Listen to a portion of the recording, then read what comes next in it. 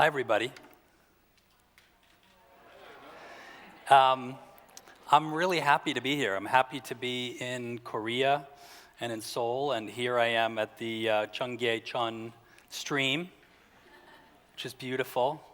Very grateful to Taejae University, and it's really just beautiful to be here on the campus here at Yonsei.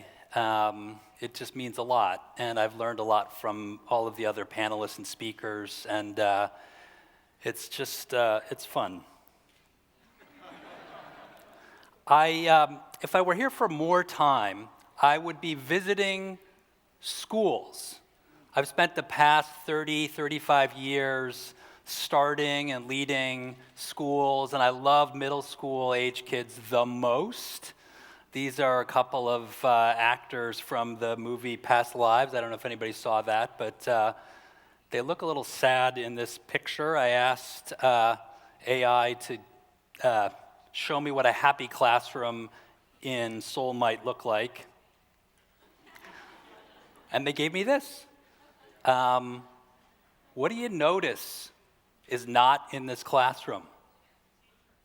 Teacher? What else? I don't see any bots. I don't see any technology. It also probably is a little overcrowded relative to Korean classrooms these days, but the kids sure do look happy. And my thought over the past couple days has mostly been about how AI is going to impact children in schools, kindergarten through 12th grade, even though the conference has been more focused on adults and higher education. So I was very interested. For me, the most defining moment at this spectacular conference was when the Minister of Education, Joo-ho Lee, said that by 2025, all English and math and coding instruction will include digital textbooks, national digital textbooks that will use AI. Now, I've been struggling to understand what he means by textbooks using AI, but let's put that aside for a moment, because I believe he also said something like, it will be as if we have 20 additional TAs in the classroom.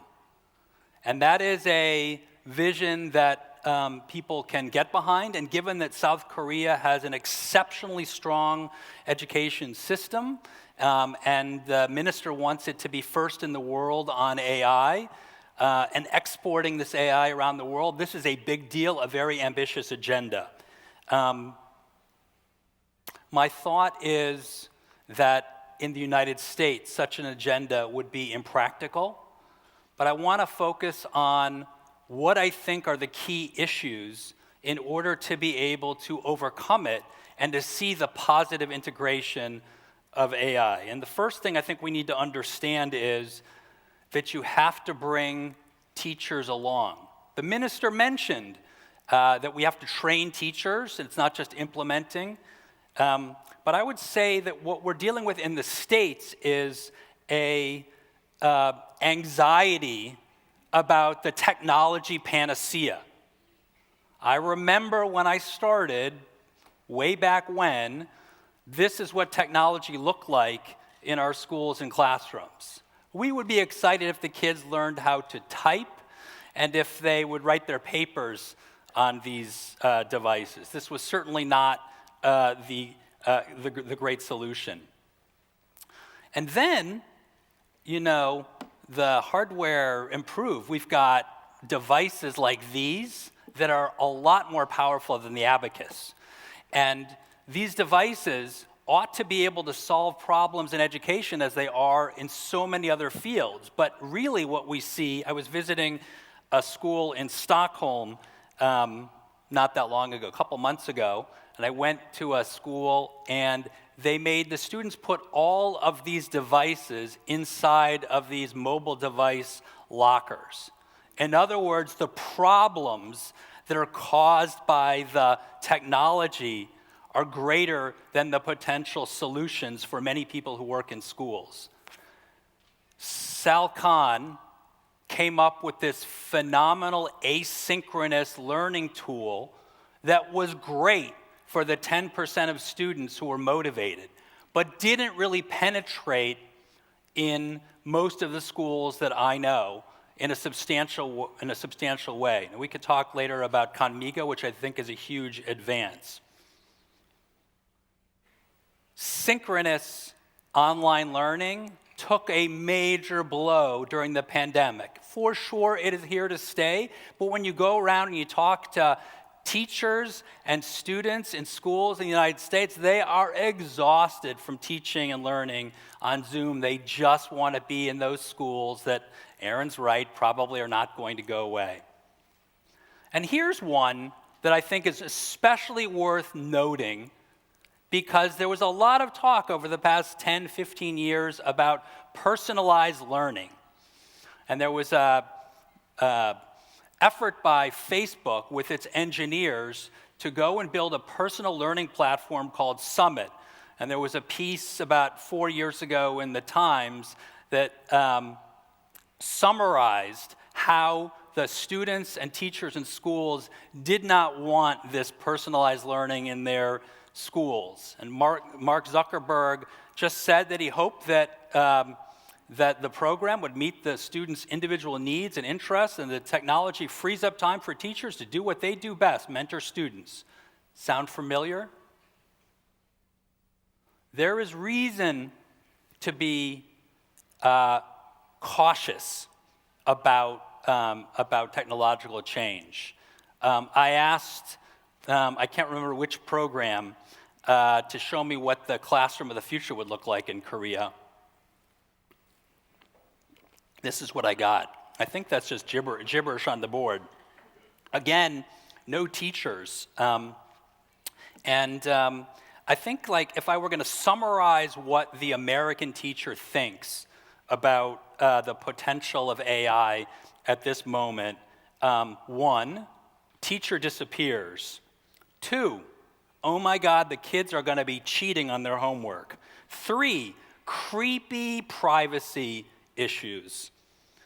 4, what Daphne Kohler called hallucinations, or what we might think of as potentially facticide, the absolute massacre of the truth or facts. And then, of course, there's bias. And at the end of the day, it's sort of summarized by the Screen Actors Guild strikers, who had a sign up that was kind of beside the point that said AI is soulless. They're obviously afraid of losing their jobs. I do not want to argue that technology is bad. I do not want to argue that AI is a destructive force. I just submit that we need to understand how the teachers and eventually the students are going to feel about a new technological solution that is poured into them with messianic fervor. And especially if we consider that a system or a state system is going to execute on it top down. Something just to think about. Now, I would say one of the best learning experiences for me over the past couple years has been meeting about twice a month with Dr. Stephen Koslin, who we've heard a lot about, a lot from the past couple of days. And one of the things that I've noticed over the past year is that Stephen has gotten incredibly excited about the potential of AI to be game-changing in education. Daphne Kohler is probably right. It is exponential change. It is probably different from all of those other technologies that I was just dissing. And in the conversations with Stephen, I got to thinking, I'm somebody who builds schools, somebody who trains teachers and principals, somebody who's built a digital math program to teach math. Like, I build things. I should get to know AI and figure out what AI can do. So I got a bunch of my colleagues together and said, let's just get in the sandbox and see what we can create. Let's just have the objective to have fun and to build something very low stakes. And essentially, we just wanted to figure out, like, what are the things that people are dealing with in their classrooms? What are their unmet needs? And how can we start to think about solutions and prototype? And let's please just, like, test things, build things, test them, and figure out what's going on. And I'm happy to say that our team started working on things involving sound recognition and the teaching of reading, and things like project-based learning solutions, and one of the things that, and how to teach teachers how to teach, like a lot of stuff that AI can do, and we were playing around with video and with sound, but one of the more interesting experiments was called Tony, after Toni Morrison, who was a Nobel Prize-winning writer in the United States.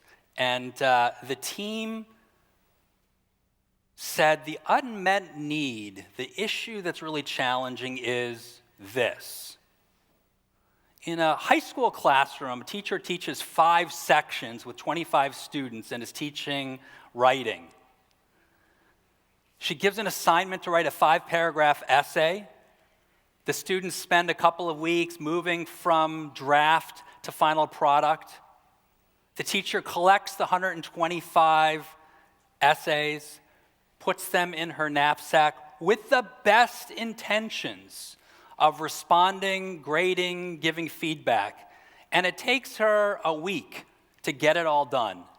And she marks them up with red ink, and she brings them in, and she gives them back to the students, and the students look at it, and they can't even remember having written the essays.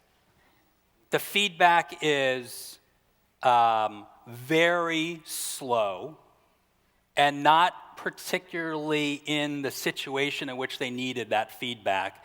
And it probably isn't particularly precise either, because the teacher just got tired going through it all.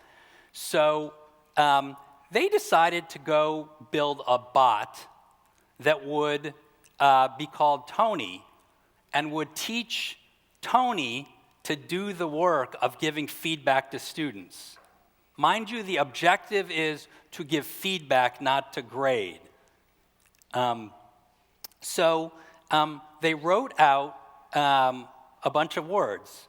You are Tony, an AI writing editor. Your task is to guide high school students by identifying semantic incoherence, grammatical inaccuracies, usage errors, and vague or euphemistic language. Also, point out areas within the response that are rhetorically ineffective sections. Very simple instructions. They probably iterated on it and took many times to get this particular paragraph. But then they had to define the workflow, what the bot would need to go and do. You know, the bot had to introduce herself. There was a request that the students submit an essay. There was an analysis of the claims and the evidence in the thesis, general suggestions on improvement, an analysis of each paragraph of text, a process of revisions, and then scoring at the end. And then you can see there were now instructions for each one of those particular sections, and ran through all of this in order to get Tony to come into existence. And here we go. Hi, I'm Tony, your writing TA. I'm excited to work with you. We can get started by you providing me with an assignment you're working on. You can ask me questions about my process and what I do. How would you like to begin? The teacher at a high school in New York City who worked on building this was a techno-skeptic and was amazed at the very beginning of the school year in September that he was able to use this in his classroom. and that all the other teachers gathered around and wanted also to use it in their classrooms. And the students appreciated the feedback. They would write a sentence or a paragraph in the class and get immediate feedback on the response. This was one of the most encouraging signs that we've seen in a while, the degree of enthusiasm and response. So they empathized, writing teachers and their students. They defined what the unmet needs were, that grading just takes too long, too much variability, and not enough repetitions for the students in their writing. They ideated, they developed a tool with GPT-4 that provides immediate formative feedback, and the students felt more motivated to work on their writing task, and the feedback was really solid. They kept iterating, and they recognize now that the grading for the lowest performers is off, and that's what they're working on next. Just a phenomenal process. I am sure this thing is going to spread. One of the things that these guys discovered when they were working on Tony is that you can't really build this tool inside of ChatGPT-4. This is a problem that I just encountered in Aaron's workshop, right? You input the stuff that I just had in GPT-4, and it forgets it when the next student comes along. It cannot replicate this.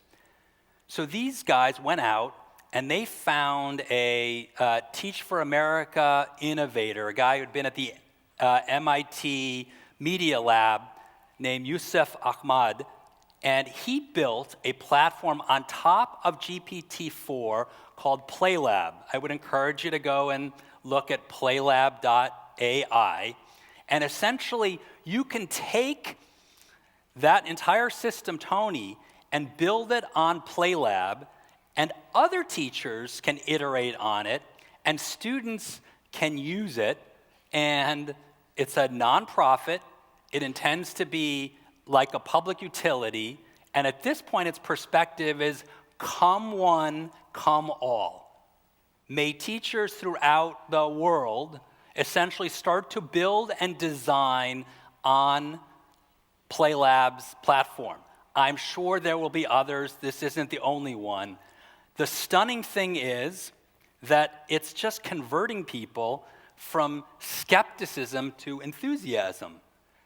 Just a few nights ago, I've lost track. What day? Today's Tuesday. On Thursday night in Times Square, we put out a call. We said, this is what PlayLab does. This is Tony. How would you like to be part of a professional learning community and start building with AI yourself? And so we gathered these people together for about an hour, hour and a half. People like to be together in person. I'm hunched over with a kind of balding hairline over there. And I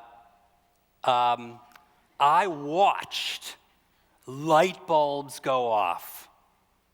I watched people who walked in the room thinking, what the hell is it?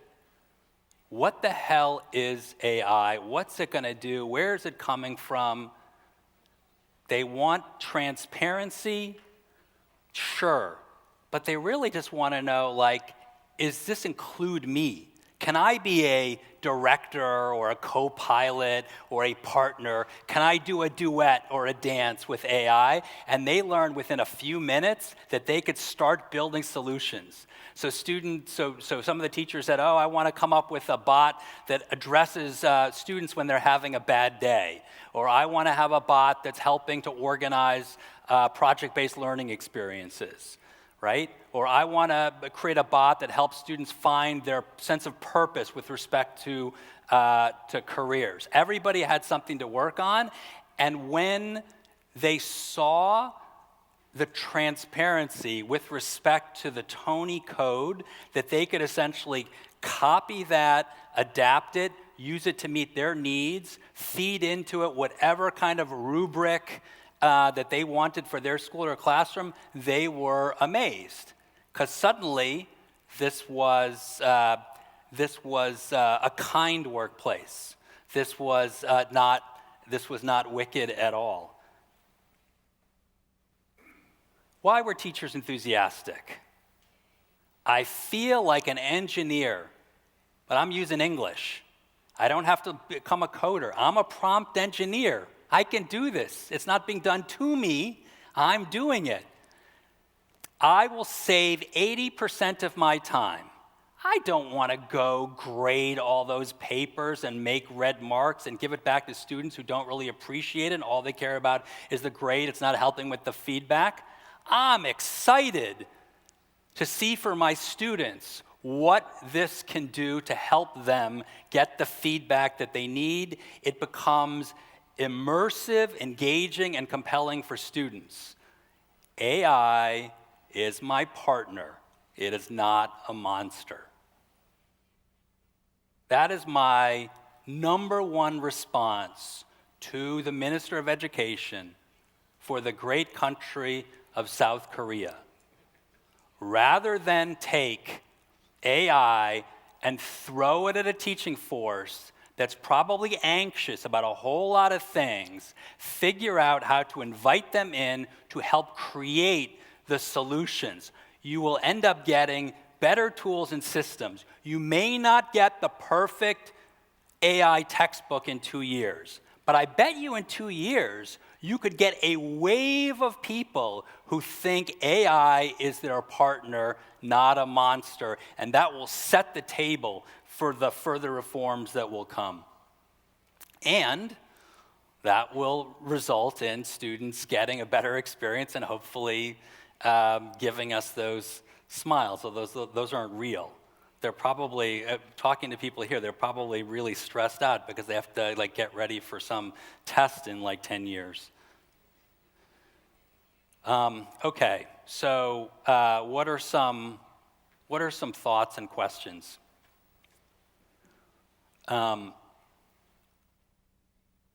AI is artificial intelligence. One of the teachers at this professional learning community said, why don't you just call it an instructional assistant? Why don't you just call it IA? If you call it IA, everyone's going to love it. I think we've heard various versions of this from lots of speakers here, and I don't know when in the future it's going to happen, but if it's done right, every student will probably have at some point or the other an artificial but compelling study partner. How neat. The TA or the IA will be, the AI will be an IA, not the teacher. In other words, we're not talking about a classroom in which the teacher disappears, but one in which the teacher is the director and the instructional assistant, the AI, is helping out.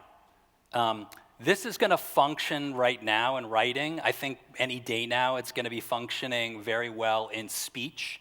And we're probably, a couple years away from it being in video and holograms and all sorts of neat things. It's going to get very interesting. Ideally, it's an engagement strategy. I have walked around thousands of classrooms in the United States and in countries all over the world.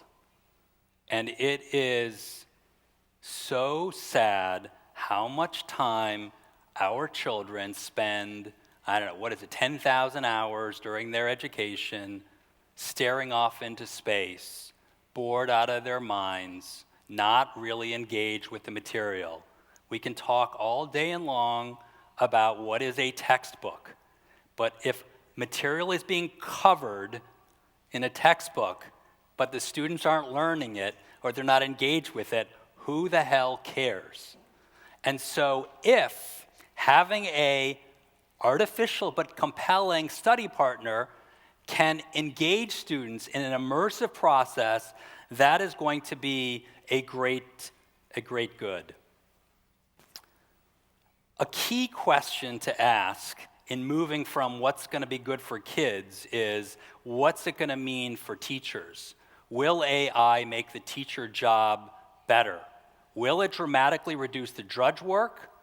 Will it increase the feeling that those teachers had in solving puzzles or being prompt engineers? Will it increase, and we've heard a lot about this, their ability to build relationships and play a coaching role? And significantly, will teachers be able to create meaningful group experiences, seminars, other learning experiences, other places where kids are coming together, not just working one-on-one with their bot, because that is what is going to make school and the entire experience of education significant. Can teachers focus on that because they don't have to do it 5 periods a day, every day? They can find a way to punctuate the experience with something that's really meaningful with a sense of belonging. And can this make the outcomes reliable for students over time? Like, is this going to lead toward better outcomes? I guess these are my remaining questions. The challenge of motivation plagues me and many of us. How to create a sense of belonging, what to do about the struggling students, how to make sure that this is all done with a lens of equity. And this is the thing that for the past 2 days, I've just been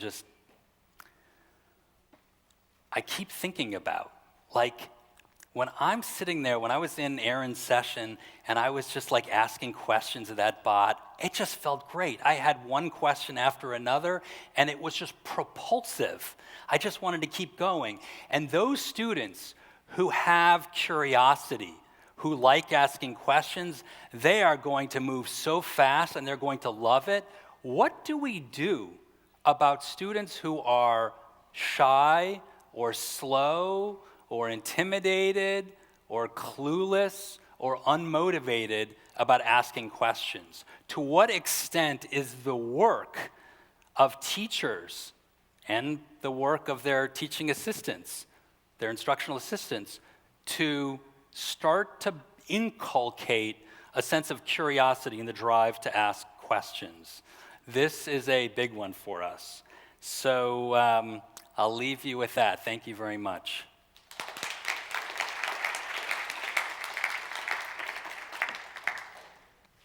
Okay. Please answer the first question on your screen. As time passes, I believe that AI technology will be better at teaching than human teachers. I think the future of public education depends on the imagination of coexistence with AI rather than solely focusing on technological education. I'm curious if there are any imagination learning programs being researched for teachers in the United States similar to this idea. Not sure I know what we mean by imagination learning programs. And I'm not sure I could point therefore to examples in the United States. I think AI will be better than teachers at some of the tasks. I just gave an example of one. I think it probably won't be nearly as good as live teachers at other tasks. And so the future of public education does depend on coexistence rather than just privileging one over the other. Okay, and next question, please. Use of AI in the educational field seems inevitable. I would agree. But there's also many problems, like privacy problems. I would agree with that too. Can you tell me some of the ways to solve this problem wisely? I am probably not the person to figure out how to solve the privacy issues, just to acknowledge that they exist. I guess when AI came out, and I was sitting there listening to everybody who was skeptical about AI, I could have said, why don't those of us in education crawl into a hole and let this innovation pass us by and let every other field and industry go and develop? Let's just perseverate about all the things that are potentially problematic. And I chose to let other people worry about that and just to go about the business of trying to build solutions. Okay, thanks. And the third question, please. Thank you for great perspectives. Oh, you're welcome. Given all these changes that AI is a collaborative partner, how do you foresee college entrance process criteria would change? I feel like this is a very South Korean question. I should ask you. What are you excited or afraid? I think college. I mean, it's a separate issue. My bailiwick is more K-12 here, but I do think that college admissions will probably change a lot, and AI will probably be the least of the reasons for that change. Recently, there have been cases of malicious complaints filed against teachers by parents, which has become a problem. I guess when the Minister of Education was talking about teacher authority as an issue, this must have been what he was referring to. I wasn't aware. In a situation where teacher authority becomes stronger, student rights may be compromised, and if student rights become stronger, teacher authority may be compromised. In my opinion, the issue lies not with the three entities involved, but with the system behind them. What are your thoughts on this matter?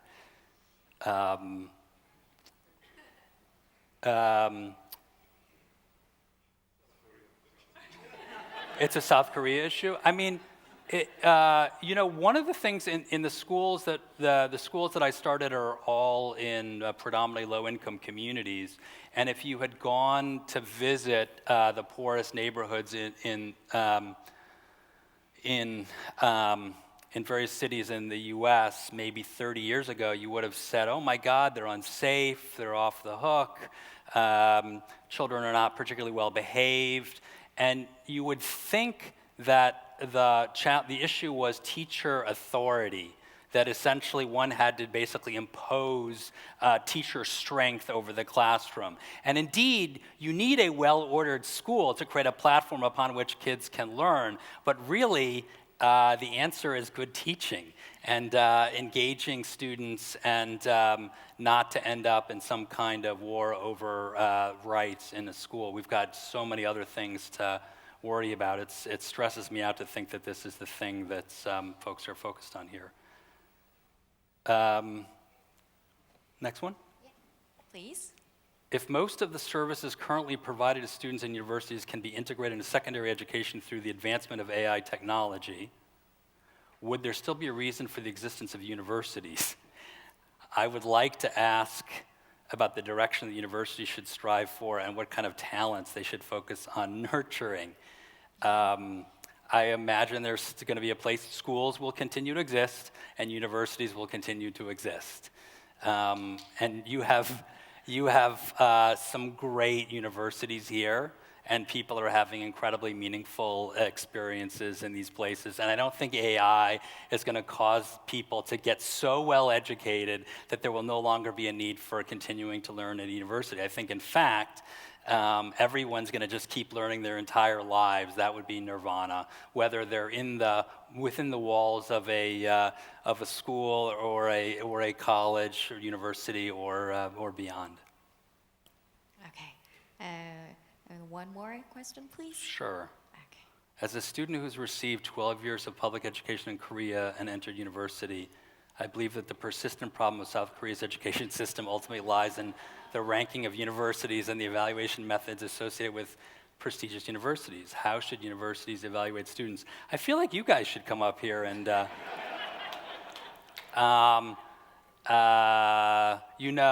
if we were in the United States, we would be getting like tons of stuff in the same direction. You've been a wonderful. You've been a wonderful audience. It's really been fun conferring with you at this conference. Thank you for having me, and thanks for a great conference. Okay, thanks a lot. Thank you. 네, 감사합니다.